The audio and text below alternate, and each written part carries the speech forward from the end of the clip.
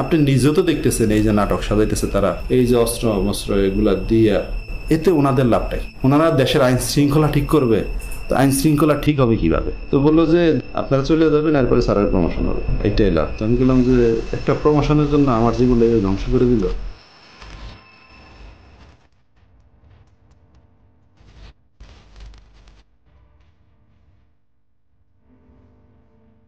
If we didn't have that commission, probably it will be just a storytelling. Nobody will believe, somebody will say yes, somebody will say no.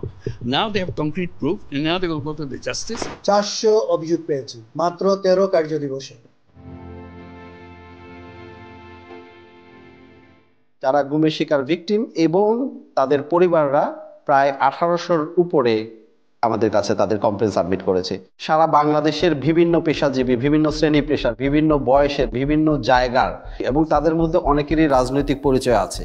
কারো কারো ক্ষেত্রে হয়তো রাজনৈতিক পরিচয় ওইভাবে নেই, কিন্তু তাদেরকে জঙ্গি ট্যাগ লাগিয়ে দেওয়া হয়েছে। সব ধরনের মানুষ ছিলেন ভুক্তভোগী।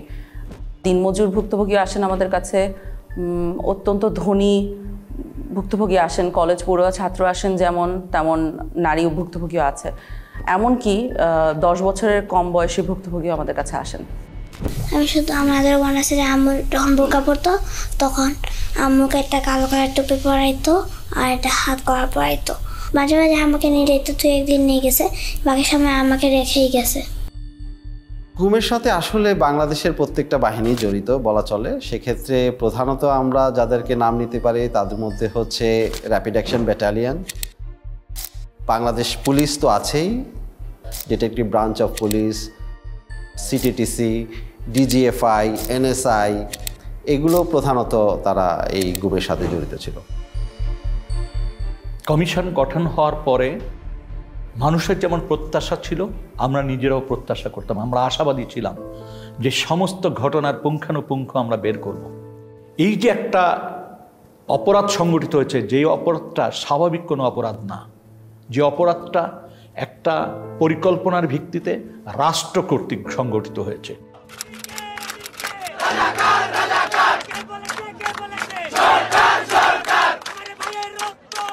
5ই আগস্ট পরবর্তী সময় সরকার তো পরিবর্তন হয়েছেই, কিন্তু এর মানে না যে বাহিনীগুলোতে যারা দোষী তারা পরিবর্তন হয়েছে নেসেসারিলি।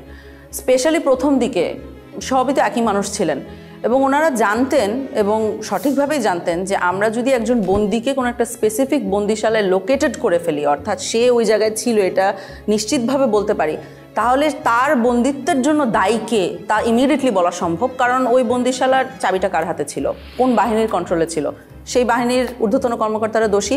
এই ব্যাপারটা যেমন ওনারাও বুঝতে পেরেছেন, আমরাও বুঝতে পেরেছি। এ কারণে 5ই আগস্ট পরবর্তী অত্যন্ত দ্রুততার সাথে প্রচণ্ড লেভেলে এভিডেন্স ডিস্ট্রাকশন হয়। Destruction of evidence is itself a criminal offense.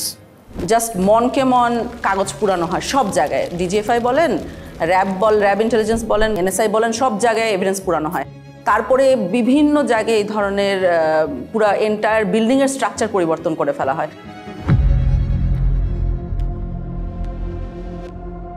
Barrister Arman জি জবানবন্দিটা দিয়েছিলেন, সেখানে আমরা দেখেছিলাম যে অন্য বন্দীদের সাথে, অর্থাৎ যেমন ব্রিগেডিয়ার আজমি বা মাইকেল চাকমা যারা ছিলেন ডিজিএফআইয়ের হাতে, তাদের জবানবন্দির সাথে খানিকটা পার্থক্য ছিল। তার মধ্যে দুটো খুব নোটিসেবল পার্থক্য আমাদের জন্য ছিল। সেটা হলো যে অন্যদের চোখ 24 ঘন্টা বন্ধ থাকতো না, হাত 24 ঘন্টা বাঁধা থাকতো না, ব্যারিস্টার আরমানের থাকতেন। যেই স্থানে আমাকে আটকে রাখা হয়েছিল সেখানে সকল বন্দীদেরকে 24 ঘন্টা চোখ বেঁধে রাখা হতো, 24 ঘন্টা হাত করে রাখা হতো। কোথায় আছি বলা হতো না, কয় তারিখ বলা হতো না, সময়টা বলতো না। আমি বারবার তাদেরকে বলতাম যে নামাজ পড়ার জন্য সময় জানা দরকার, কীভাবে নামাজ পড়বো, তারা বলতে বলা যাবে না, আদেশ। তখন আমরা বুঝতে পারি যে উনি এবং ব্রিগেডিয়ার আজমি, মাইকেল চাকমা একই লোকেশনে ওনাদেরকে রাখা হয়নি, অন্য কোথাও ছিলেন উনি। তো সেল থেকে বের করে তখন আমি চোখ বাঁধা অবস্থা থাকলেও আমি ক্লিয়ারলি আমি বুঝতে পারি যে আমি বের হয়ে একটু কয়েক কদম সামনে যে একটা ছোট্ট সিঁড়ি ক্রস করে ঘুরতেছি, তারপরে লেফটে আবার যে আয়নাঘরে ওনাকে রাখা হয়েছিল সেখানে ঢোকার সময় উনি সিঁড়ি দিয়ে উঠেছেন এবং ঠিক তার পরে কয়েকটা সিঁড়ি নেমেছেন।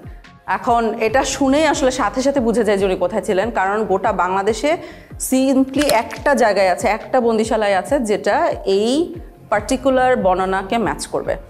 তো ওইখানে উনি এক পর্যায়ে বলেন যে ওনার পায়ের নিচে ছিল মসৃণ টাইলস, সাদার মতো, এবং ঠান্ডা ছিল। ছোট্ট সিঁড়ি যখন ক্রস করে যাই তখন একটা 5 থেকে 7 কদমের সিঁড়ি হবে, এবং খালি পায়ে আমাকে যতবার বের করা হয়েছে তখন খালি পায়ে পরে যে আমাকে জুতা পরা হয়েছে বের করা হয়েছে। খালি পায়েটা আমি একদম ক্লিয়ারলি বুঝে দিয়েছি ওটা সিঁড়ি, টাইলস লাগানো সিঁড়ি ছিল।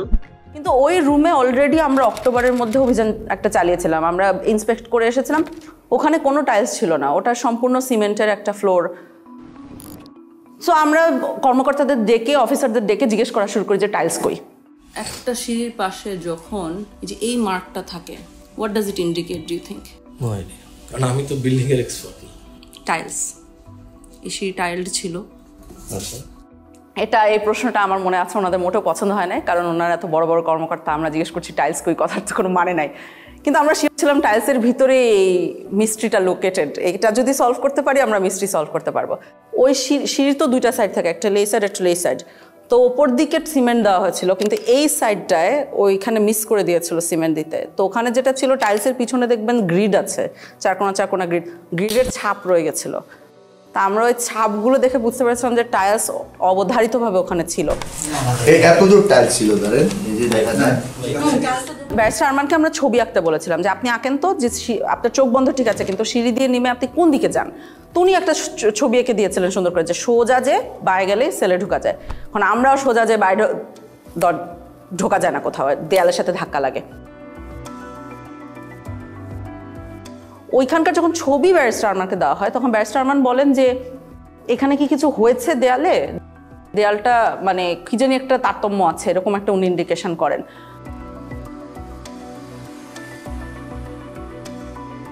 তখন আন্তর্জাতিক অপরাধ ট্রাইব্যুনাল আমাদের যে কলিগরা আছেন ওনাদের সাথে আমরা যোগাযোগ করে একটা ম্যাপ ওনাদেরকে এঁকে দেওয়া হয়। সেখানে বলা হয় যে এই দেয়ালটা মাপেন, আপনি ইন্টারনাল যে দৈর্ঘ্য এটা মাপেন, অ্যান্ড দেন বাইরে যে ওই একই দেয়ালের এক্সটার্নাল দৈর্ঘ্য মাপেন। যদি 7 ফিটের উপরে পার্থক্য পান তাহলে বুঝবেন যে এইখানে কোনো একটা সেল আছে যেটা দেয়াল দিয়ে ঢেকে দেওয়া হয়েছে। তো ওনারা মাপেন, মেপে আমার মনে আছে যে আমাকে খুব এক্সাইটেডলি ফোন দিয়ে বলেছে যে 10 ফিটের উপরে জায়গা আছে যেটা খুঁজে পাওয়া যাচ্ছে না।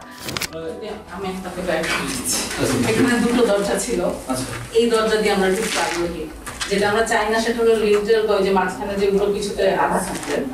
তো ওই যে জায়গাগুলোতে একটু তারতম্য দেখা যাচ্ছিল দেয়ালে, সেই জায়গাগুলোতে ছোট ছোট ফুটা করা হয় এরকম হাতুড়ি দিয়ে পিটিয়ে। তো ওই ফুটার ভিতরে মাথা গলিয়ে দেখা যায় যে ঠিক ব্যারিস্টার আরমান যে বর্ণনাটা দিয়েছেন যে সেল, টাইলস, বাথরুম সব অক্ষত অবস্থায় আছে, ওরা জাস্ট নতুন দেয়াল বানিয়ে দিয়েছিল ওখানে। হ্যাঁ, আমরা ব্যারিস্টার আরমানের রুম পেয়ে গেছি। এখন টাইলস কতটুকু আছে, টাইলসগুলো কিন্তু যে করে হোক বাঁচাতে হবে, ঠিক আছে? উনি টাইলস চিনেন, যাতে কোনো টাইলস না হয়ে যায়। ওই যে অ্যাকচুয়ালি ওরা এখান থেকে বের করে নেয় জিনিস, ওরা টাইলসগুলো এখান থেকে উঠায় ভিতরের স্টোর। 8 বছর এখানেই যাবে। I couldn't stay all night from this. They used to blindfold us and handcuff us. In the night, they used to handcuff us the back. They wouldn't tell us where I was. They wouldn't tell us even time for prayers. Literally, it felt like I was buried alive.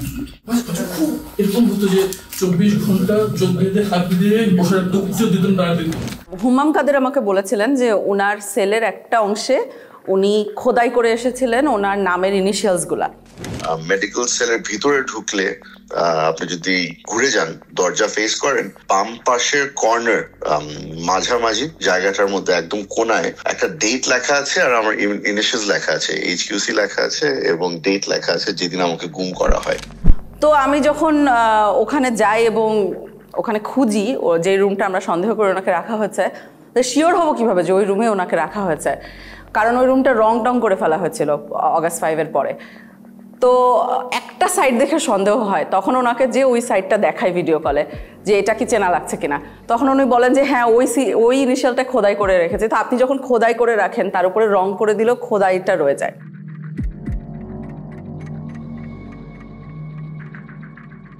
বিগত সময়ে যেটা 2009 থেকে 2024-এর 5ই August পর্যন্ত আমলিক শাসন আমলে যেটা হয়েছে, আমরা দেখেছি তারা সবসময় একটা বয়ান দিত যে বাংলাদেশে কখনোই গুম হয় নাই।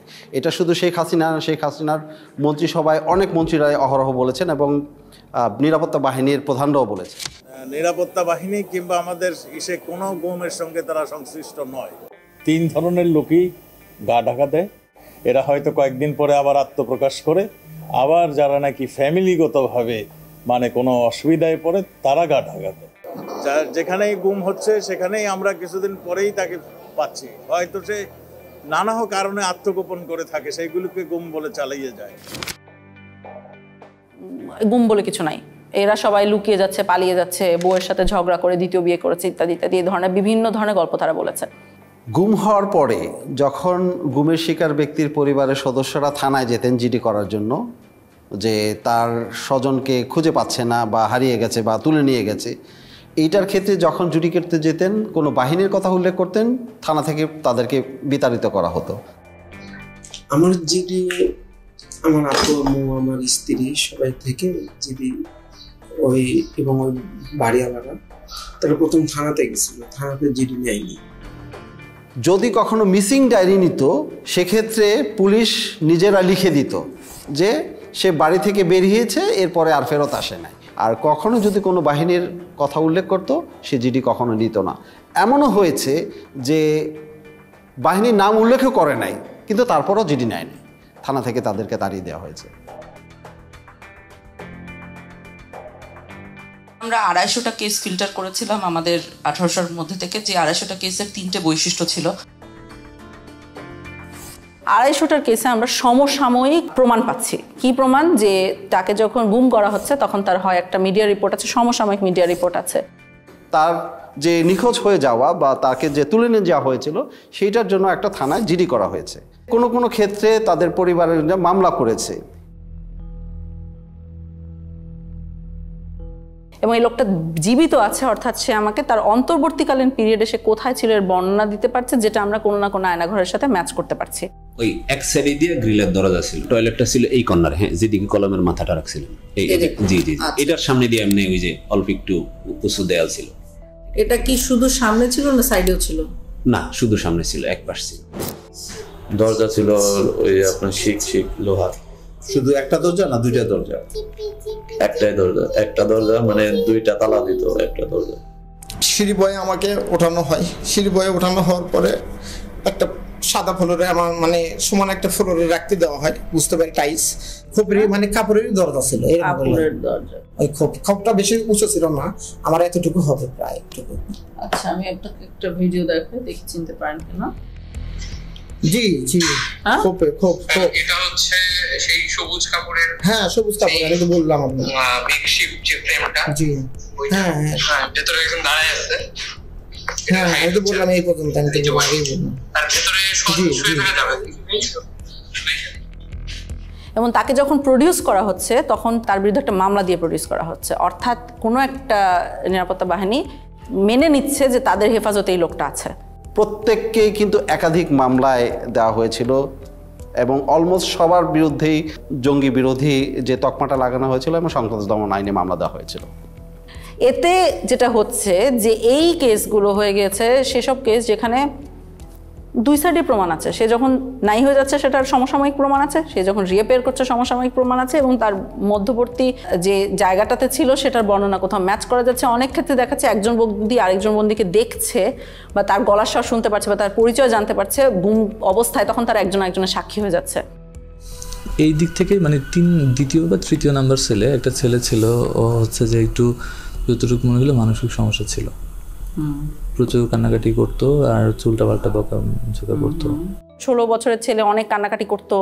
তারপরে আমরা তাকে খুঁজে বের করেছি, পরবর্তীতে একটা সাইকেলের দোকানে সে কাজ করছিল এবং মানসিক ভারসাম্য লুজ করেছে। মনে রাখবেন ওই ছেলেটাকে আমরা কেন খুঁজে পেয়েছিলাম, কাজ তার চারপাশের বন্দিরা, 2 বছরের বন্দিরা আমাদেরকে এসে বারবার করে বলতো ওখানে একটা ছেলে অনেক কাঁদতো, আমাদের কেস সলভ করার আগে ওই ছেলেটাকে খুঁজে বের করেন, আমাদেরকে জানান ওই ছেলেটার কি হয়েছে, বেঁচে আছে কিনা।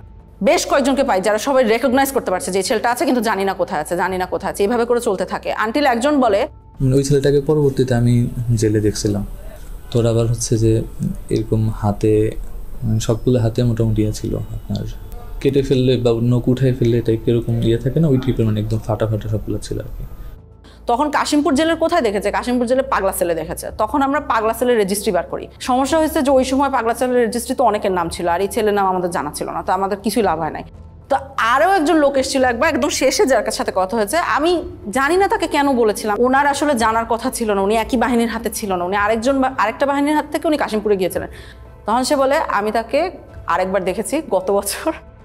তখন আমরা বলি যে আপনি কি আবার খুঁজে বের করতে পারবেন কিনা দোকানটা। ভদ্রলোক খুবই ভালো, উনি আসলেই খুঁজে বের করে তখন ওই ছেলে এবং ছেলের বাবাকে নিয়ে আসেন।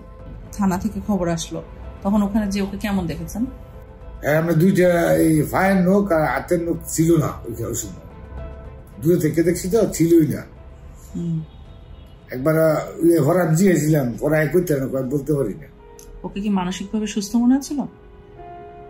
না, মানসিকভাবে সুস্থ আসছিল না। ওইখানে আপনার যে ডগ দেখছিলাম, মানে কথা আমি একটা জিজ্ঞেস আরেকটা উত্তর দিছিল। আমি যে জিজ্ঞেস খাওয়া দাওয়া করছো, তুমি কোন সময় হয়েছো?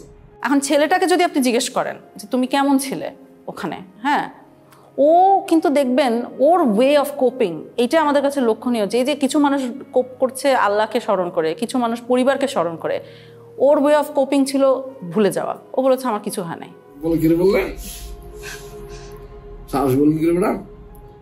কারণ তুমি 4 বছর অনেক কষ্ট সহ্য করেছো। অনেক কষ্ট, ব্যথা পাইতাম ম্যাডাম। সমস্যা নেই ম্যাডাম, সমস্যা নেই, তোলা অসুবিধা হইতো না, ব্যথা কিছু নেই। যাক, আমার ছেলে হয়েছি বড় করতে নিয়ে গিয়া, এটাই বড় কথা। সবাই কয় হয়েছ, যা আছে তা হয়েছ, এখন ছেলে বিড়ে হয়ে যাওয়া শেষ। মানুষ অনেক কথা গেছিল আর কি, সবাই বলছে যে নাই, এখন আমি উকিলেরও যাই না, কেমন সেরকম কোনোভাবেই হতে পারে না যে তারা নিজেদের মধ্যে কোঅর্ডিনেট করে কাজটা করতে পেরেছে। অর্থাৎ তারা যেটা বলছে সেটা এভাবেই ঘটেছিল, কারণ সমসাময়িক প্রমাণ আছে। এই কারণে এই 250 কেস যথেষ্ট শক্তিশালী একটা এভিডেন্স আওয়ামী লীগের এই মিথ্যা বয়ান ভাঙার জন্য। গুমের যারা ভিকটিম, অর্থাৎ তাদেরকে যখন প্রথম তুলে নেওয়া হয় সেই পর্যায় থেকেই আসলে তাদেরকে নির্যাতন শুরু করে। একাধিক কাপড় দিয়ে তার চোখ মুখ ঢাকা হতো, চোখ বাঁধা থাকতো 3টা কাপড় দিয়ে। প্রথমে একটা কাপড় দিয়ে চোখ বাঁধতো, আরেকটা জমটুপি, যেটা জমটুপি পরানোর পরে আবার আরেকটা কাপড় দিয়ে বাঁধতো, আর হ্যান্ডকাপ পিছনে লাগানো থাকতো। মাইক্রোবাস বা যে পরিবহনে উঠানো হতো তার 2 পাশে যখন থাকতো তারা কিন্তু চেপে থাকতেন, তার হাত করা পরিয়ে ফেলতেন, এবং কোনো ক্ষেত্রে তাদেরকে নীল ডাউন করে রাখা হতো সিটের ওখানে, যাতে বাইরের মানুষ কোনোভাবে টের না পায়। গান বাজনা বাজানো হতো যাতে কেউ ধারণা না করতে পারে যে এই গাড়িতে কাউকে তুলে নেওয়া হচ্ছে। তারপর তাকে যখন নির্দিষ্ট স্থানে নিয়ে গোপন সেলে যখন তাকে বন্দি করবে, তাকে নামানো হতো যখন কোনো ক্ষেত্রে তাকে 2 পাশ থেকে উঁচা করে রাখতো, যাতে কোনোভাবে অনুধাবন না করতে পারে যে সে কয়টা স্টেপ দিয়ে উপরে উঠছে। প্রত্যেকটা গোপনশালায় আসলে অত্যন্ত ভয়ানক, এবং আপনি যদি দেখেন যে গোপন বন্দিশালার সাইজগুলো, দৈর্ঘ্য প্রস্থ, এখানে মানুষকে রাখাটাই হচ্ছে টর্চারের শামিল। এইখানে যারা আসে এখানে আসে, এখান থেকে লোক নিয়ে যায়। কোথাও যদি ট্রান্সপোর্ট করে যে ঢাকা থেকে লোক নিয়ে অন্য কোথাও পাঠাবে, এখান থেকে 4 জন 2 জন এখান থেকে নিয়ে, আমি এরকম একবার 3 জন লোক নিয়ে এসে ট্রান্সপোর্ট করছি কর্মীতে লকে। একবার গেট দিয়ে ডুবে সাথে হাতে বাম পাশে, না হাতে ডান পাশে রাখে। আমি যদি একদিকে ডুবে হাতে ডান পাশে। সাইজ কি সেলগুলোর? টয়লেট টাইপ স্যার, বুঝিয়ে বলুন। টয়লেট স্যার, মানে একটা টয়লেটের দৈর্ঘ্য প্রস্থ 3 ফিট বাই 8 ফিট স্যার, এরকম লম্বা। লোহার গেট লাগানো স্যার, সাইকেল লাগানো।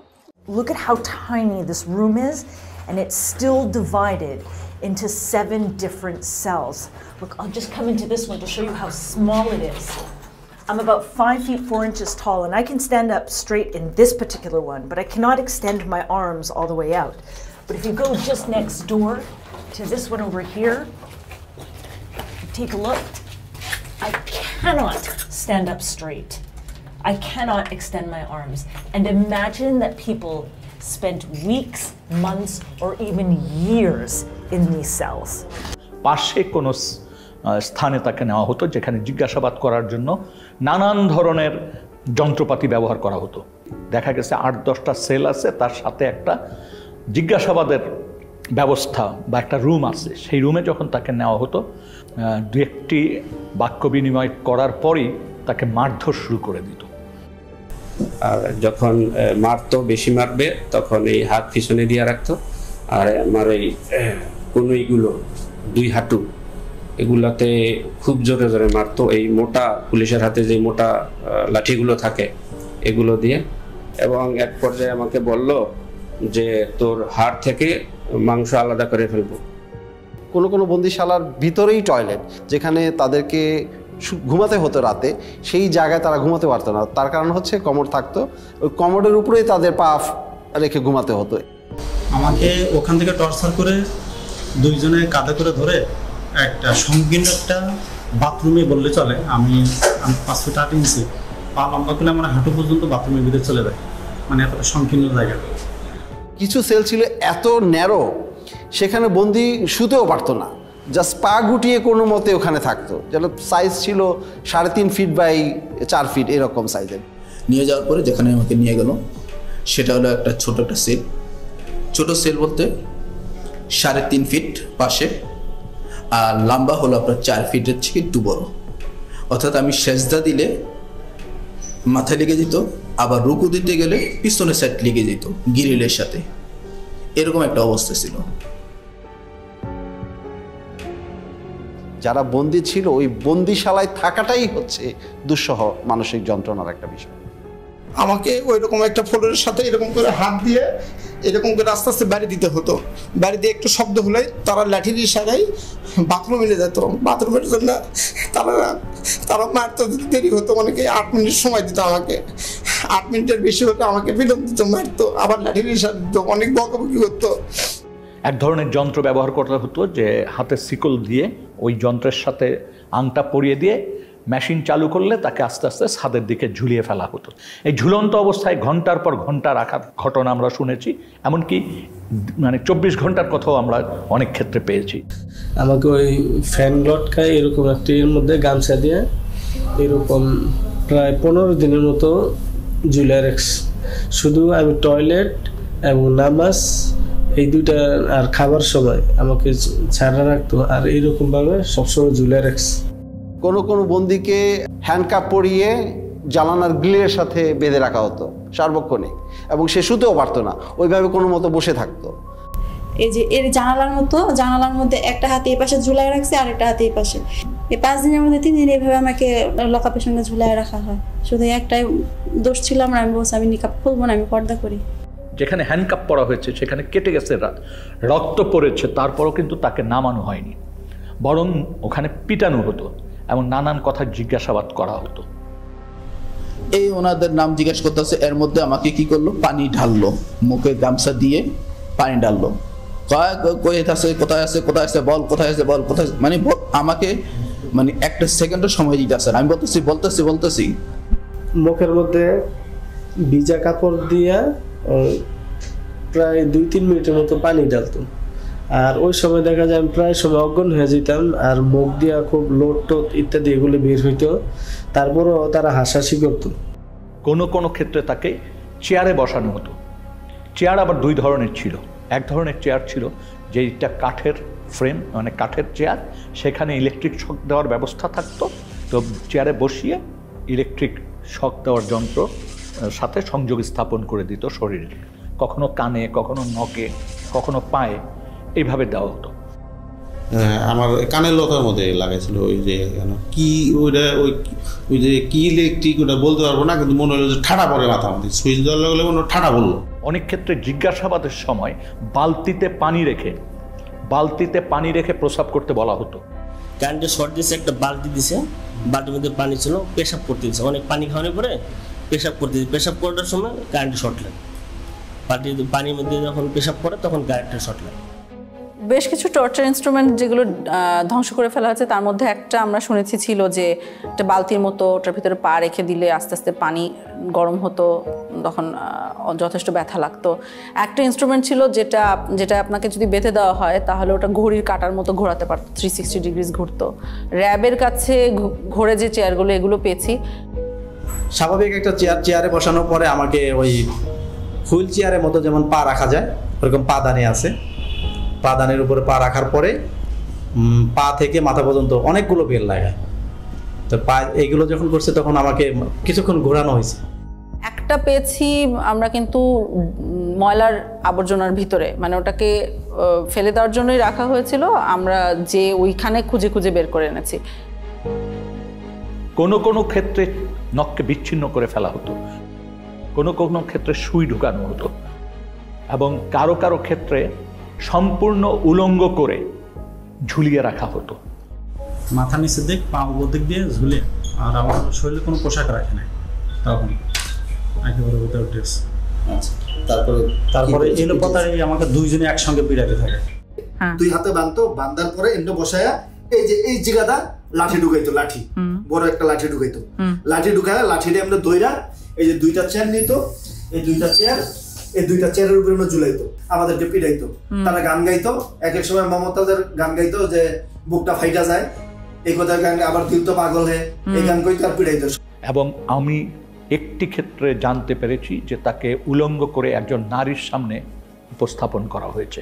খুবই দুর্ভাগ্যজনক যে একটা মানুষকে কতটুক অপদস্থ, অপমান করতে, ঘৃণাকর পরিস্থিতিতে ফেলতে এই ধরনের ব্যবস্থা আমাদের রাষ্ট্রীয় বাহিনীগুলি, সংস্থাগুলি করেছে। আমাকে উলঙ্গ করে আমার লজ্জা স্থানে ইট বাইজা প্রায় 1 থেকে 1.5 ঘন্টা আমাকে এরকম একটা অবস্থায় রাখছে। তো যতই কষ্ট হয় মানে তারা খুব হাসাহাসি করে।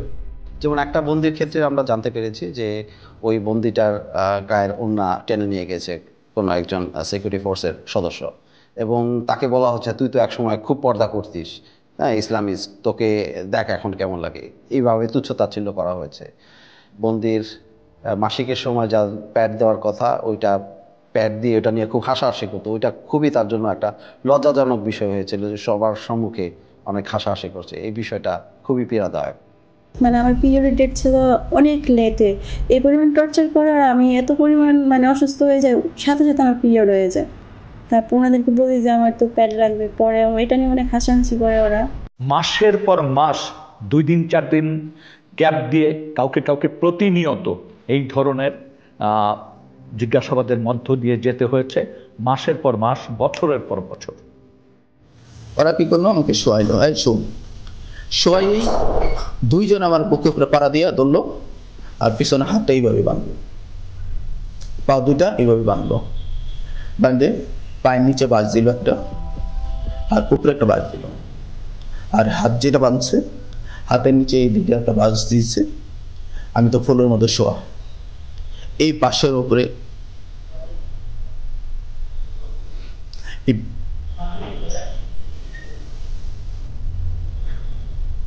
বাসের উপরে আমাকে 4-5 জন দাঁড়াই গেছে। তখন আমার মানে ভিতর থেকে মানে আমি আর কোনো কিছু বলতে পারতেছি না, শুধু একটাই প্রশ্ন করতেছে, তোর বাড়িতে কে কে থাকে, তোর বাড়িতে কে কে থাকে। এবং আমরা দেখি এই জিনিসগুলো মানুষের ভিতরে অনেক বড় ভয় রেখে দেয় অনেক দিনের জন্য।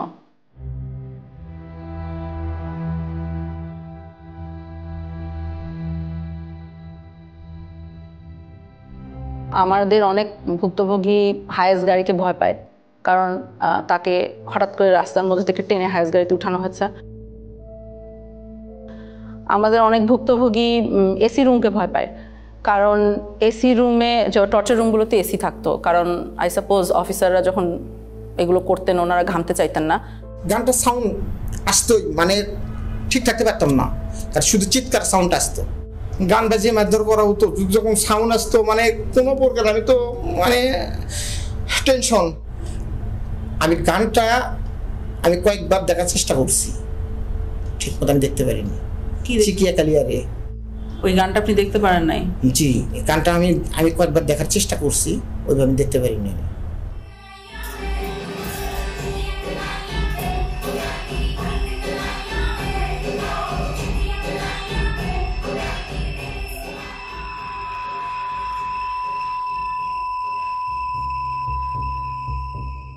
প্রসাবের জন্য আমরা এরকম বাইরেতে হইতো ফ্লোরে, এখানে টাক দিলে আমরা আসবো।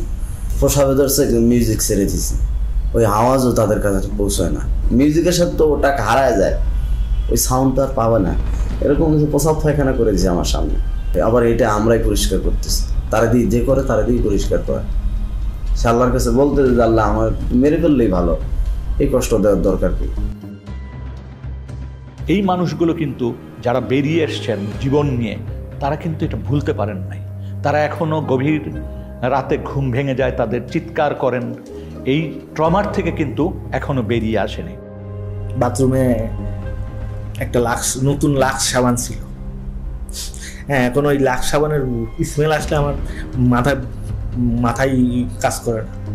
আমি লাক্স সাবানের ওই স্মেলটা যদি কেউ আমার সঙ্গে গোল করবে, আমার আমি ভিতরে অস্থিরতা চলে আসে, আতঙ্কগ্রস্ত হয়ে যায়।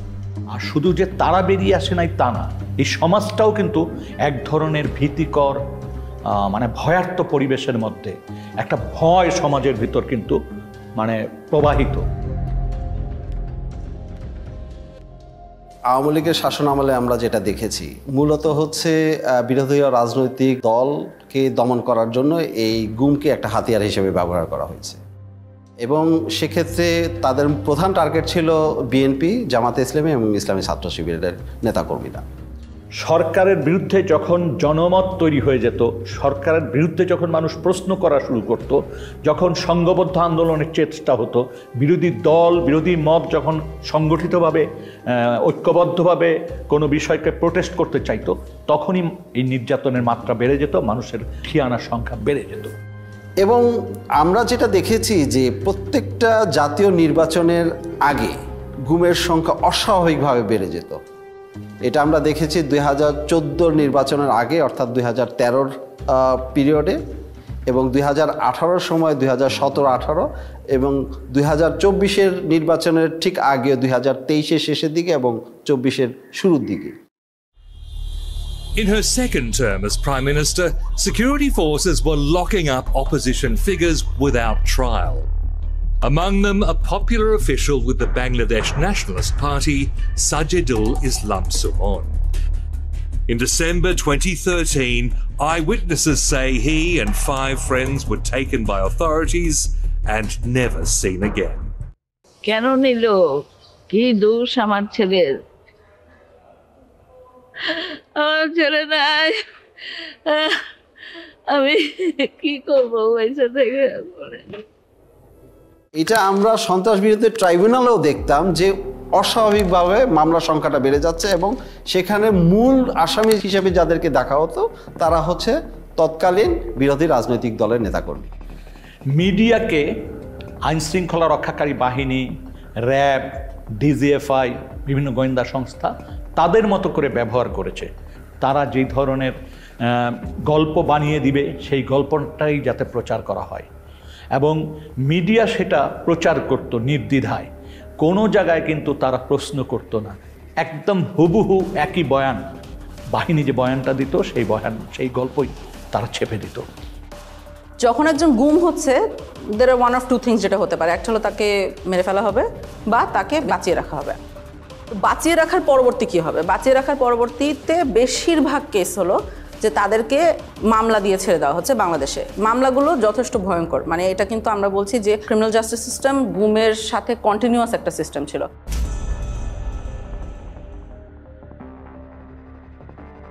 ছাড়ার জিনিসটাকে সেটাকে লিগেলাইজ করার জন্য, অর্থাৎ তাকে একটা বেআইনি কাস্টডি থেকে একটা আইনি কাস্টডিতে নেওয়ার জন্য একটা মামলা মোকদ্দমা দরকার। সেই কাজটা করতে গিয়ে অনেক মিথ্যা মামলা মোকদ্দমা তাদেরকে জড়িত করে দেওয়া হতো। প্রত্যেকের ক্ষেত্রে একাধিক মামলা দেওয়া হয়েছে, তার মধ্যে একটা মামলা প্রত্যেকের ক্ষেত্রে কমন, সেটা হচ্ছে সন্ত্রাস বিরোধী আইনে মামলা দেওয়া এবং জঙ্গি তকমা দিয়ে দেওয়া, এবং প্রত্যেকটা ভিক্টিমের ক্ষেত্রে তাদেরকে দেখা হচ্ছে তাদের কোনো রাজনৈতিক পরিচয় আছে কিনা। তো বলছে তারেক রহমানের অ্যাকাউন্ট ডিটেল বলেন, কোন কোন জায়গায় তার টাকা থাকে। আমি বলছি ভাই আমি জানি না, I don't know, I simply don't know. তো বলছে ম্যাডাম জিয়ার টাকা কোথায় দিয়েছেন, কোথায় রাখে। আমি বলছি আমি জানি না। তখন আবার দিল, আমার 2টা নিক্যাপ তারা দিল, তারপর ফেলে রাখলো। ইভেন সম্পৃক্ততা না থাকলেও যদি দাড়ি টুপি পরে মসজিদে যায়, মাদ্রাসায় যায়, বা এগুলো সম্পৃক্ততার কারণে কিন্তু এই মামলাগুলো দেওয়া হয়েছে। তুই তোর জামাতের তুই শিবিরের কোন পদ আসাস, তুই কী করো সেই সে বলছি যে আমি একসময় ছাত্র শিবির করতাম, এখন আমি করি না। কেন? আমি মুখে তখন আমার মুখে একটু বড় দাড়ি ছিল, মুখে বড় দাড়ি করি, টাকনুর উপর এখানে প্যান্ট করি, এই নানান কোয়েশ্চেন। আমার ভাই কেন জামাত ইসলাম করতো, এই টাইপের রিলেটেড কোয়েশ্চেন। ফাঁকে ফাঁকে উনি খুবই বাজে বৃষ্টিভাবে কথায় কথায় গালি দিতেছিল, জঙ্গি, রাজাকারের বাচ্চা, এশিয়ান রাজাকারের বাচ্চা বেশি বলতেছিল। তাকে কিছু ভুয়া মামলা দিচ্ছেন, আমরা যেটাকে বলছি কিছু প্যাকেজ কেস দিচ্ছেন, অ্যান্টি টেররিজম অ্যাক্টে দিচ্ছেন, arms act, explosives act, digital security act, এইসবের আন্ডারে মামলা দিয়ে দিচ্ছেন, দেওয়ার পরে তাকে অনেকদিন জেল খাটতে হচ্ছে, এরকম একটা সিস্টেম আছে। 4-5টা মামলায় একই ধরনের ভাষায় ব্যবহার করা হয়েছে এবং ভার্বেটিম, ওয়ার্ড ফর ওয়ার্ড। যদি এইভাবে হয় 4-5টা, তাহলে বুঝতে হবে this cases are all manufactured cases. দুটো মামলার আপনার ল্যাঙ্গুয়েজ একরকম হইতে পারে না, কিছু হইতে পারে গোপন তথ্যের ভিত্তিতে, this much. Acting on a secret information, the raiding party went to the place of occurrence and arrested the accused. এটা হতে পারে, কিন্তু বাইকগুলো তো মিলার কথা না। ঘটনাস্থল, ঘটনার তারিখ এবং কিভাবে ঘটনা ঘটেছিল এগুলো তো আপনার মিলার কথা না। বিশেষ করে সন্ত্রাস বিরোধী আইনে যে মামলা, জঙ্গি ট্যাগ দিয়ে জঙ্গি বানানো, এইটাই কিন্তু প্রথমতই তাকে হিউমিলেট করছে। সমাজ থেকে কিন্তু তাকে প্রথমে বিচ্ছিন্ন করা দেওয়া হলো, পরিবার থেকে প্রথমে বিচ্ছিন্ন করে দেওয়া হলো, এবং তার প্রতিবেশী সবাই কিন্তু তাকে ভিন্ন চোখে দেখে। এই ছেলেটা জঙ্গি, আমরা তো জানতাম না, এটা জঙ্গি পরিবারের সন্তান। তাদের মধ্যে একটা ফোবিয়া ছড়াই গেছিল যে এই আপার সাথে হয়তো যোগাযোগ করলে আমরাও অ্যারেস্ট হতে পারি, আর এই মেয়েটার সাথে যোগাযোগ হলে আমরাও অ্যারেস্ট হতে পারি। এটার জন্য আমরাও নিজেদেরকে গুটাই নিয়েছিলাম যে কি দরকার যদি কারো ক্ষতি হয়। বাংলাদেশে জঙ্গি নাই এই কথাটা বলা যাবে না, জঙ্গি ছিল, জঙ্গি এখনও আছে, কিন্তু প্রশ্নটা হচ্ছে যেইভাবে এটাকে ফুলিয়ে ফাঁপিয়ে দেখা হচ্ছে, যেটা প্রোটেক্ট করা হচ্ছে, এইটার খুবই একটা ক্ষুদ্র অংশ হয়তো বাংলাদেশে জঙ্গি আছে। তৎকালীন যে সরকার ক্ষমতায় পাকাপোক্তভাবে টিকে থাকার জন্য এই ওয়ার অন টেররের যেই ন্যারেটিভ, এইটাকে জিয়ে রাখার জন্য এটা তারা চালিয়েছে। Killed by the BNP Jamaat, you know that BNP Jamaat is a terrorist party. They always go for terrorism and nepotism and corruption. I have to prove credibility, right?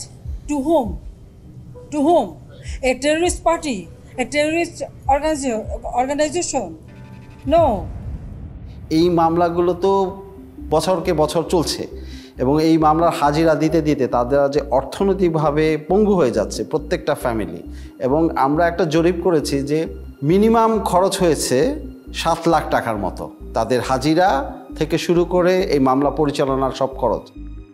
অনেক family তাদের জমি জমা, তারপরে হচ্ছে বাড়িঘর পর্যন্ত বিক্রি করে দিয়েছে এই মামলা থেকে পরিত্রাণ পাওয়ার জন্য, কিন্তু মামলাগুলো ঝুলছে। প্রায় 3 লাখ টাকার মতো খরচ হয়েছে জামিনের পেছনে, আসা যাওয়ায়, গাড়ি ভাড়া, এটা হচ্ছে নিট একটা কস্ট। তারপর তো অন্যান্য জায়গায় এখানে টাকা খাওয়াইছে, ওইখানে টাকা খাওয়াইছে, বাড়িতে পুলিশ গিয়েছে কয়দিন পর পর, ডিবি থেকে লোক গিয়েছে, ওরা গিয়ে বসে থাকছে, তো বিভিন্ন ধরনের কথাবার্তা বলছে, ওদেরকে টাকা দেওয়া লাগছে, টাকা পয়সা না নিয়ে কেউ কখনো আসে নাই, থানায় টাকা দেওয়া লাগছে, বিভিন্ন সময় বিভিন্ন জায়গা থেকে সংস্থার লোক গেছে, ওরা টাকা খাইছে, অনেক টাকা পয়সা খরচ হয়েছে 16 সালেও। এখানে একটা দুঃখজনক বিষয় হচ্ছে যে অনেক ক্ষেত্রে দেখা যায় মামলাগুলো ভুয়া প্রমাণিত হওয়ার পরে তাকে বেকসুর খালাস করে দিয়েছে, কিন্তু তাকে যে এই যে 4 বছর বা 5 বছর যে সে কারাগারে বন্দী ছিল, এটা তাকে কে ফিরিয়ে দেবে?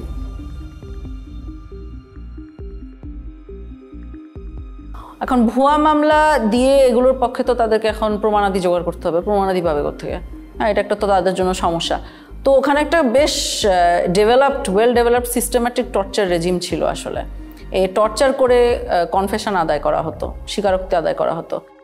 আমাকে লাস্ট এটাই চাইতেছে আব্দুল মুমিন আমি স্বীকার করতাম, মানে আপনার পরিচয় বদলানো? হ্যাঁ, পরিচয় বদলাম। তো আমি আব্দুল মুমিন স্বীকার করে নিছি।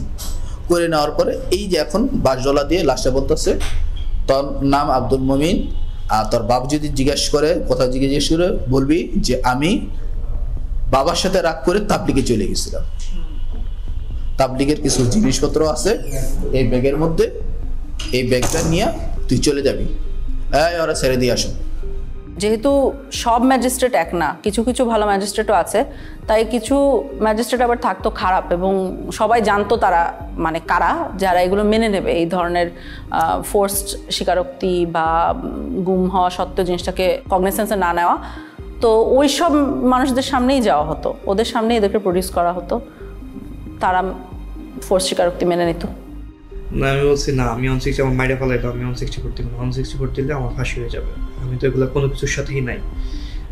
আপনারা যা বলতেছেন আমি এগুলো কিছুই জানি না, সব সাজায় আপনারা দিচ্ছেন। তখন আমারও ওই আয়ু বলতেছে, ওই প্রথম দিন আমাকে যখন, এটা আপনাকে কি বলবো, মানে প্রথম দিন আমাকে যখন ওয়াটার বোর্ডিং দিয়েছে, তখন আমার মানে আমি প্রসব করে দিয়েছিল আর কি। তো ওই জিনিসটা ও আবার আমাকে রিমাইন্ড করে দিচ্ছে যে তোরে যে মনে নাই, তোরে যে তুই যে প্রসব করে দিয়েছিস রিসেন্টলি মেয়েদের লগে, আজকে কিন্তু আবার সেইভাবে মাইর দেব। টানায় পিড়ামো, কিন্তু তুই যা বলি সেইভাবে কর। করে নিয়ে আসছে, করে নিয়ে আইসা বলতেছে, এমন একজন জাজের কাছে নিয়ে আসছে, আইসা বলতেছে ও 164 দিতে চায় না, অনেক চেষ্টা করছি দিতে চায় না। পরে বলে যে আবার সেই কোর্টের যে জাজ বলতেছে ও এখনো দাঁড়ায় আছে কিভাবে, এটারে কেমন 164 দেয় না, এটা তো দাঁড়ায় আছে, সুস্থ আছে, 164 দেওয়ার জন্য কিছু মশলাপাতি খরচ করতে হবে না। গুম or enforced disappearance is a violation of human rights. So the judges as a whole should be sensitized about the human rights, about the various human rights instruments and the violation of those human rights. Magistrate সাহেব উনি ডাক দিয়ে বললেন যে আপনাদের আসামি তো করতেছে না, কি বলে বালকরূপ স্বীকারোক্তি দিচ্ছে না। একটা এগ্রিজিয়াস কেস আমাকে যেটা খুব ডিস্টার্ব করেছে সেটা হলো যে সে আমাকে বর্ণনা করছিল যে ম্যাজিস্ট্রেটকে যে বলেছে যে প্লিজ আমি এতদিন ঘুমছিলাম, আমি আসলে এটার সাথে জড়িত না। হ্যাঁ, অনেক সাহস করে এটা সে ম্যাজিস্ট্রেটকে বলেছিল। ম্যাজিস্ট্রেট তখন যে পুলিশ সাথে নিয়ে গিয়েছিল, পুলিশকে ডেকে বলেছে এই যে দেখেন কি বলছে, তখন তাকে বাইরে নিয়ে যাওয়া হয়। সিএম কোর্টের বারান্দায় এটা সময় 8 তলা বা 9 তলায় কিছুক্ষণ আমাকে মারধর করলো। আমার এখানে সময় দাগ আছে মনে হয়, এটা ওরা আমাকে মাথাটা ধরে স্যার ওই গ্রিলের মধ্যে এটাতে বাড়ি মারতে ধরছে, তখন আমার হাতে হ্যান্ডকাপ ছিল, তো আমি মাথাটা বাঁচানোর জন্য আমি এটা যখন আনছি তখন আমার এখানে পড়ছে, তাই আমি নিচে ফেলে পাড়াইলো, কিছুক্ষণ মারলো, অনেক চিৎকার চেঁচামেচি করতেছিলাম, কারণ আমি হচ্ছে কেউ তো আসলো, যখন চিৎকার চেঁচামেচি করতেছি তখন ম্যাজিস্ট্রেট আবার আয়কে ডাকে পাঠাইছে যে এত আওয়াজ করতেছেন কেন। আর মানে কি বলবো, এটা অবিশ্বাস্য বিষয়, আমি প্রশাসনকে কাছ থেকে দেখছি আর আমি অবাক হয়েছি যে আসলে পুরোটাই এটা system. Most of the judges were at the beck and call of the high command of the then ruling party. That's why they did not dare to take any effective steps against the enforced disappearances of the victims or abduction of the victims, The judiciary must be proactive instead of reactive. The judiciary must come forward, protecting and promoting the human rights of the people through adjudication of disputes in a very bold and assertive manner. Boldness is an integral part of the personality of a judge. A weak person is not suited or suitable for the position of a judge. Judges must know how to deliver justice impartially, effectively, and in a neutral manner. কিছু মানুষকে বাঁচিয়ে রাখবে কিন্তু release করতে পারবে না, বাংলাদেশে নানাবিধ কারণ থাকতে পারে সেটার জন্য। তখন তাদেরকে আমরা দেখছি ইন্ডিয়াতে পার করে দেওয়া হয়। ইন্ডিয়াতে পার করার পদ্ধতিটা আমরা বুঝতে পেরেছি বন্দীদের সাথে কথা বলে, সিকিউরিটি ফোর্সের ভিতরে যে হুইসেল ব্লোয়াররা আছে তাদের সাথে কথা বলে, এবং অনেক সময় আমরা নথিপত্র মিলিয়ে দিন তারিখ চেক করেও ওগুলোকে কনফার্ম করেছি যে এভাবেই ঘটেছে।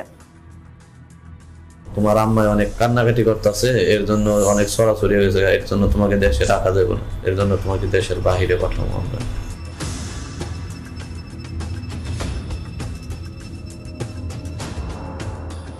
নদী পার করাইলো, ওই নদীর পার করানোর পরে তারপরে কাঁটাদারের একটা বেড়া আছে, ওই বেড়া দিয়ে আমাকে পার করে তারা নিয়ে গেল।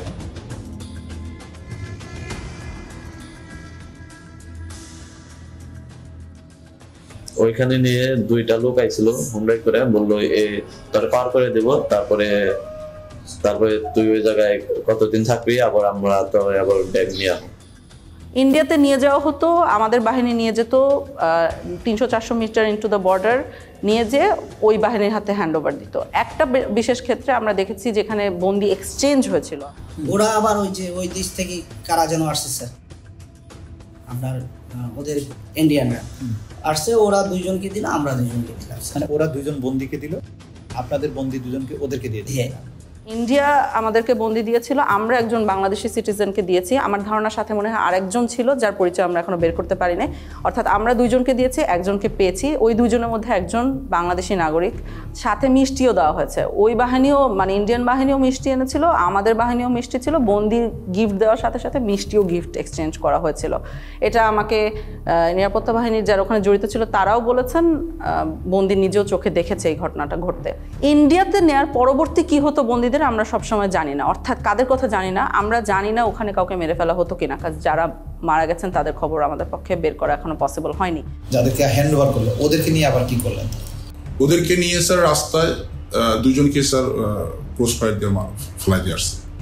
তবে এটা অবশ্যই হতো যে ইন্ডিয়াতে যারা বাঁচিয়ে রাখা হতো ইন্ডিয়াতে, তাদেরকে মামলা দেওয়া হতো, মানে অর্থাৎ ইন্ডিয়ান লিগ্যাল সিস্টেমের ভিতরে তাদেরকে ঢুকিয়ে দেওয়া হতো। সো আনপাসপোর্ট মামলা বলবে, অর্থাৎ ট্রেসপাসিংয়ের জন্য কেস দেওয়া হতো। তখন ওনারা ইন্ডিয়াতে জেল খাটতেন, জেল খাটা পরবর্তীতে আবার ওনাদেরকে বাংলাদেশে পুশিন করা হতো। ভারতের কারাগারে যদি কেউ থাকে সেটার জন্য আমরা বাংলাদেশি বন্দী যারা আছে তাদের তালিকা চেয়েছি পররাষ্ট্র মন্ত্রণালয়ের মাধ্যমে ইন্ডিয়ান অথরিটিকে। কিন্তু সেক্ষেত্রে যে সমস্যাটা দেখা গেছে যে তালিকাটা দিয়েছে সেটা অসম্পূর্ণ, এবং আমরা যেই পিরিয়ডের তালিকা চেয়েছিলাম অর্থাৎ 2009 সাল থেকে 2024 সালের 5ই অগস্ট পর্যন্ত সেটা তালিকা পায় নাই। এই সম্পৃক্ততাটা ইন্ডিয়া এবং বাংলাদেশের যে ইল্লিগাল একটা সম্পর্ক, এটা আসলে খুবই ট্র্যাজিক, কারণ এরকম হওয়ার কথা না, হওয়া উচিত না, এবং আমাদের দেশের সার্বভৌমত্বের প্রশ্ন অবশ্যই চলে আসে, কিন্তু হয়েছে, গত 16 বছর এটা হয়েছে। এবং কারো কারো ক্ষেত্রে চরম পরিণতিটা হয়ে গেছে, যেটা আমরা বিভিন্নভাবে জানতে পেরেছি, এবং অনেকে আমাদের কাছে ইতিমধ্যে এই কথাগুলো বলেছেন।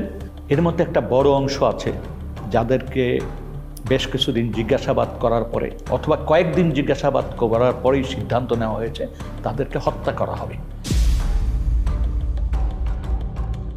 যখন একজনকে মেরে ফেলার সিদ্ধান্ত হতো তখন কাজটা ওরা, যেহেতু ওনারা ট্রেন্ড অফিসার্স, যথেষ্ট এফিশিয়েন্টলি করতো আমরা বলতে পারি। একজন মানুষকে কখনো কখনো মোরগ বলা হতো, কখনো কখনো প্যাকেট বলা হতো, কখনো কখনো সাবজেক্ট বলা হতো। ঊর্ধ্বতন অনেক অফিসার আছেন যারা মিড লেভেলে ছিলেন বা যারা গোয়েন্দা সংস্থাগুলি পরিচালনা করতেন, তাদের নির্দেশনায়, তাদের উপস্থিতিতে এই মানুষদেরকে নিয়ে যাওয়া হতো মাইক্রোবাসে করে। টঙ্গীর থেকে রওনা দেওয়ার পর যতগুলি ব্রিজ আছে প্রায় প্রতিটি ব্রিজের গোড়াতেই নিয়ে নতুন যারা অফিসার সংযুক্ত হতেন র্যাবে বা র্যাব ইন্টেলে, তাদেরকে বলা হতো দুজন একজন মোরগ নামাও বা প্যাকেট নামাও, গুলি করো।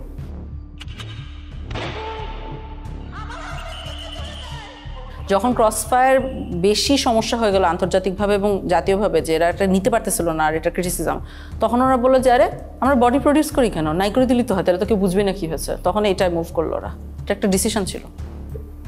একটা জিনিস খুব স্পষ্ট যে এই ঘটনাগুলি ঘটানো হতো, হত্যাকাণ্ডগুলি করা হতো। প্রথম দিকে কিছু লাশ রাস্তাঘাটে পাওয়া যেত, ফেলে যেত, তো কিছুদিন আগে উঠিয়ে নিয়েছিল কারা জন্য। তারপর যখন সন্দেহ হলো যে এটা আইন শৃঙ্খলা রক্ষাকারী বাহিনী বা কোনো গোয়েন্দা সংস্থা, যখন এই জিনিসগুলি মানুষের ভিতর কানাঘুষা হতে থাকলো, তখন কিন্তু আর রাস্তাঘাটে লাশ ফেলতো না।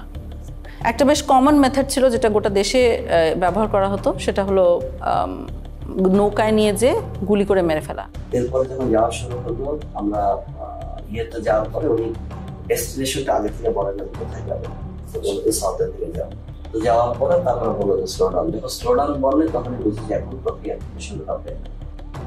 যখন খোলের ভিতর দিকে তাকে তুলে নিয়ে আসে, সিমেন্টের বস্তা কিন্তু বাইরে থাকে স্যার, খোলের মুখটা খুলে একজন করে তুলতেছে স্যার, সিমেন্টের বস্তা দিয়ে সে কেটে ফেলতেছে, পাথে হচ্ছে হাঁটু বরাবর আছে, হাঁটু বরাবর আছে, বেঁধে মায়ের কাছে সিমেন্টের বস্তাটা তাকে একদম কর্নারে রাখছে।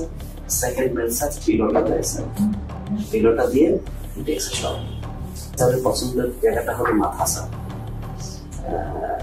মানে মাথার এখানে বা এই পাশে বালিশ থেকে তারপরে একদম 6 রাউন্ড ফায়ার করে। 2 রাউন্ডটা ফায়ারের প্রয়োজনটা কখনো যদি কখনো তার মনে হচ্ছে কারো হাত কেঁপে গেছে, তখন উনি করতে সেনাবাহিনীর একটা ক্যাম্প আছে ওই ব্রিজের গোড়ায়, সেখানে সুন্দরবন থেকে একটা ট্রলার নিয়ে আসা হয়েছিল, দস্যুদের কাছ থেকে উদ্ধার করার ট্রলার, যেটা জেনারেল জিয়াউল হাসানের টিম এটা এনেছিল। এবং পরবর্তীতে আমরা জেনেছি যে জিয়াউল হাসানের প্রত্যক্ষ তত্ত্বাবধানে অনেক মানুষকে ওখানে নিয়ে যাওয়া হতো রাতের গভীর রাত্রে। এই জায়গাটা এবং বন্দিরা থাকতো বুঝছেন এখানে এই ডেকের উপরে, কোনো কোনো সময় তো ডেকের ভিতরে থাকে। এন্ড দেন অফিসাররা কারণ ডেকের ভিতরে না থাকলে দেখা গেলো মাঝে দেখে ফেলি, এরকম হয়। ওরা সবই এখানে, এখানে বা কেউ এখানে থাকতো।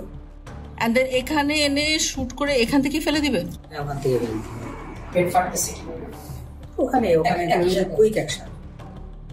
তো গুলি করে মেরে ফেলার পরে পেটটা চিরে দেওয়া হতো এবং বডির সাথে সিমেন্টের বস্তা বেঁধে দেওয়া হতো বা ইটের বস্তা, যাতে ওনাদেরকে যখন ধাক্কা মেরে নদীতে ফেলে দেওয়া হচ্ছে তখন তারা ডুবে যেতেন। তার হচ্ছে কি এখানে যাওয়ার পরে এই যে মানুষটাকে শোয়ালেন, যাওয়ার পরে বাঁধার পরে তারপরে আপনার গুলি করে ফেলা দেওয়া হয়। এদিকে বাঁধার রশিটা রেডি থাকে, ওইদিকে সিমেন্টের বস্তার সাথে রশি বাঁধা রেডি, যেমন রশি বাঁধার থেকে সিমেন্টের বস্তা খুলে না যায়, খুলে না যায়। তারপরে বাকি রশিটা এখন এটা কোমরের সাথে দিয়ে বাঁধা সবচেয়ে সহজ, that of any other places of the whole body. এখানে গুলি করে লোয়ার পোর্শন ধরে ফেলে দিল। কে ফেললো? জিয়া তো গুলি করলো। এখন জিয়াই ফেললো না সাথে আরো যে লোক ছিল তার কে ফেললো এটা আমার খেয়াল নেই, এখান থেকে করে ফেলে দিল। তবে বেশ কিছু ক্ষেত্রে লাশ ভেসে উঠেছে। আমি এর ধরনের কেস দেখেছি যেখানে লাশ ভেসে উঠছে বুলেট উন্ড কপালে এবং গায়ে সিমেন্টের বস্তাটা কোনো কারণে একটা ছেড়ে গিয়েছে, অন্যটা রয়ে গেছে, এরকম অবস্থায় উঠছে। নারায়ণগঞ্জের 7 খুনের যে হত্যাকাণ্ড এবং তার লাশ লুকিয়ে ফেলার যে প্যাটার্ন, এই প্যাটার্নের সাথে অনেক অংশে মিলে যায়। এরকম নানাবিধ মারার আসলে টেকনিক ছিল, বিভিন্ন বর্ণনা থেকে আমরা পাই। কোনো কোনো ক্ষেত্রে বিষ প্রয়োগ করেও হত্যা করা হয়েছে, ইনজেকশন দিয়ে মারা হতো। এটার বর্ণনা পেয়েছি আমরা যারা এটা নিজে চোখে দেখেছে।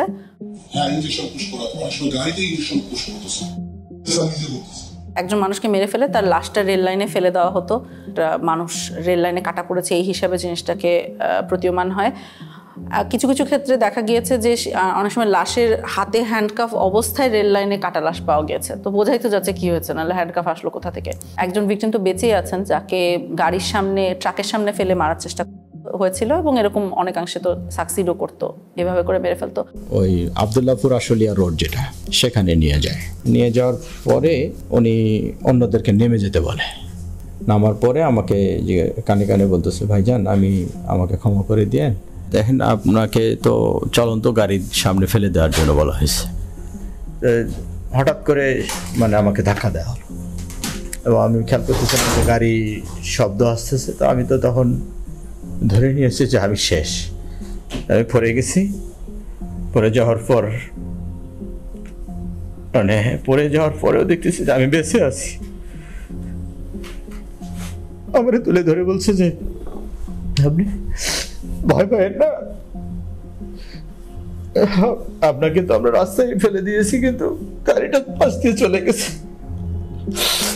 তবে আমি টের পাইছিলাম যে গাড়িটা যখন জোরে খুব রানিং এ আসতেছে, আবার যখন ফেলে দিবে ব্রেক শক্ত করে ধরে পাল দিয়ে টা করে শব্দ হয় যেটা, ঠিক সেই শব্দটাই আমার কানে আসছে। আমাদের কাছে যারা মুখ খুলেছেন এটাই পূর্ণাঙ্গ তথ্য না, এর কয়েক গুণ সমাজে এখনও রয়েছেন যারা এখনও আস্থা বা সাহস পাচ্ছেন না এই বিষয়গুলি জনসমক্ষে তুলতে বা তারা অভিযোগ করতে। তারা মনে করে যে এমনিই তো আমরা মামলা মোকদ্দমার ভিতর দিয়ে আছি, তারপর আবার এইটা করতে যে আবার কোন ফ্যাসাদে পড়বো, আবার আমার কোন ভোগান্তি হবে। ওই ওপেনলি ওইভাবে সাক্ষাৎকার দিব না, কারণ ওটা এভিডেন্স থেকে যাবে। আমার আজ হোক কাল হোক আমার তো আসলে পরেরটাও চিন্তা করা লাগবে, ফ্যামিলি আছে। এমনি তো অত্যাচারের শিকার হয়েছি, গুম ছিলাম, মিথ্যা মামলা নিয়ে জেলে ছিলাম, এখনো স্টিল নাও হাজিরা দিচ্ছি। ওই 16 সালে গুম হওয়ার কনসিকুয়েন্স এখনো বিয়ার করতেছি। আমার ফ্যামিলি স্টিল নাও সাফারার, আমার ক্যারিয়ার ধ্বংস, সবকিছু হয়ে গেছে। তার মানে এখনো কিন্তু আমরা এমন একটা পরিবেশ নিশ্চিত করতে পারিনি যে পরিবেশে মানুষ ভয়হীনভাবে এসে রাষ্ট্রের কাছে বা রাষ্ট্রের সংস্থাগুলির কাছে এসে বলতে পারে যে আমার জীবনে এই ঘটনাগুলি ঘটেছে।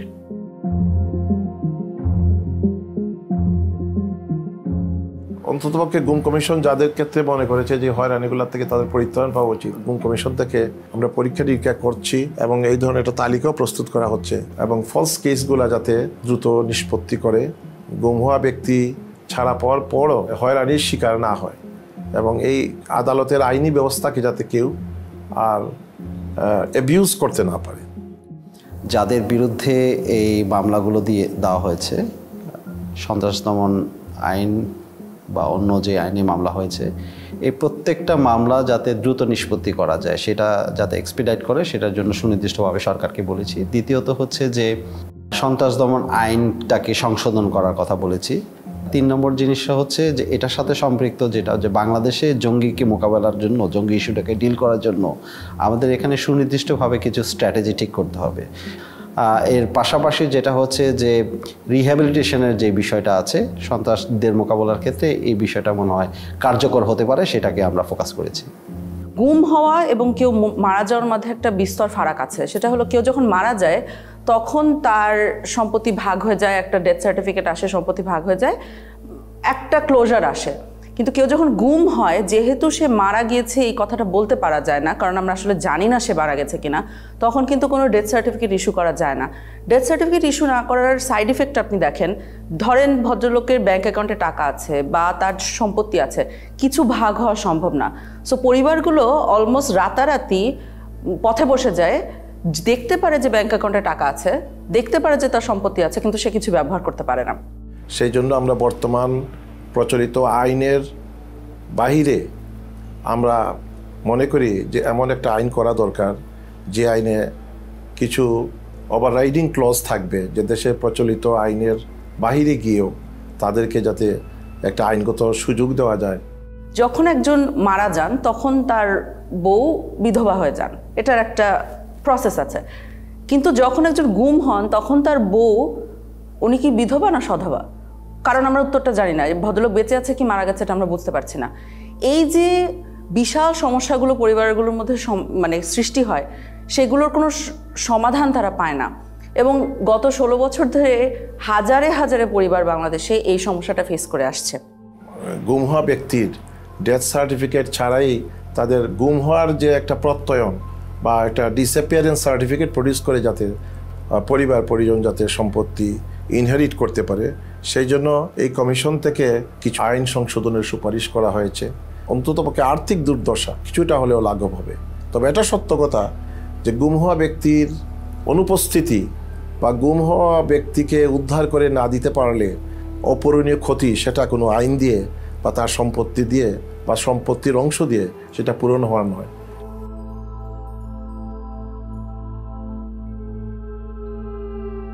আমরা যদি আমাকে জিজ্ঞেস করেন, আমি মনে করি আমরা আশানুরূপ জায়গায় পৌঁছাতে পেরেছি। কিন্তু তারপরও বলবো, এত সংখ্যা এবং এত গভীরে এই অপরাধ সংগঠিত হয়েছে, এটার জন্য সময় একটা বড় ফ্যাক্টর।